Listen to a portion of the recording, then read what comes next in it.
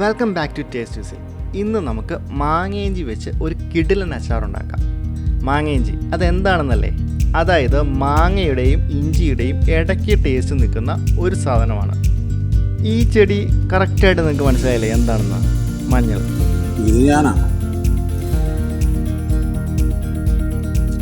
പക്ഷേ ഞാനല്ല.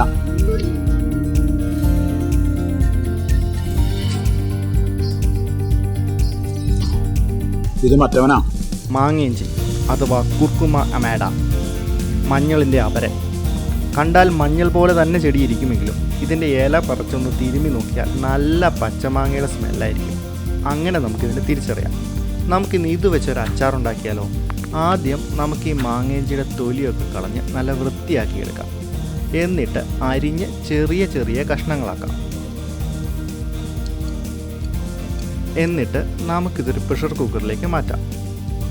ഇതിലേക്ക് നമുക്ക് കുറച്ച് മഞ്ഞൾപ്പൊടിയും കുറച്ച് ഉപ്പും അതിലേക്ക് കുറച്ച് വെള്ളം കൂടി ഒഴിച്ച് നമുക്കൊന്ന് വേവിച്ചെടുക്കാം. രുചിയുടെ ആ വിസിൽനാദം ഏതാണ്ടൊരു 2 പ്രാവശ്യം കേട്ടാൽ മതിയാകും. എന്നിട്ട് ഇതിൻ്റെ അകത്തെ വെള്ളം നമുക്ക് ഊറ്റിക്കളയാം. നമ്മുടെ കപ്പ പുഴുങ്ങുമ്പോൾ അതിനടിയിൽ 100 ഊറും പോലെ തന്നെ ഇതിൻ്റെ ഉള്ളിലും ഒരു 100 ഉണ്ട്. അത് കളയാൻ വേണ്ടിയിട്ടാണ് നമ്മൾ മാങ്ങ ഇഞ്ചി വേവിച്ചത്. ഇനി നമുക്ക് ഇതിനെ ഒരു അച്ചാറാക്കി മാറ്റിയാലോ?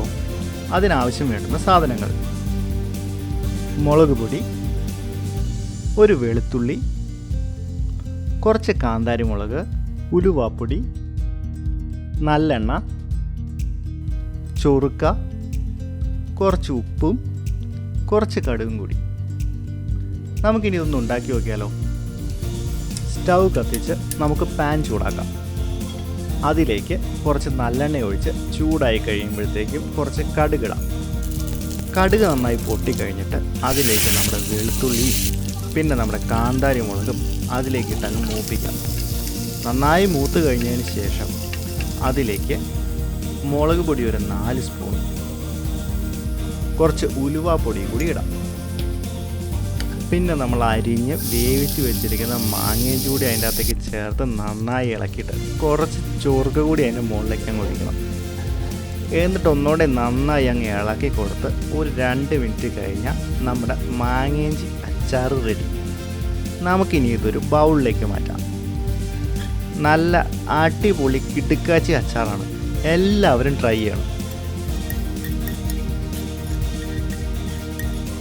ഇതുപോലെയുള്ള അടിപൊളി റെസിപ്പികൾക്ക് ടേസ്റ്റിൻ്റെ ഈ വിസിൽനാദം സബ്സ്ക്രൈബ് ചെയ്യാം.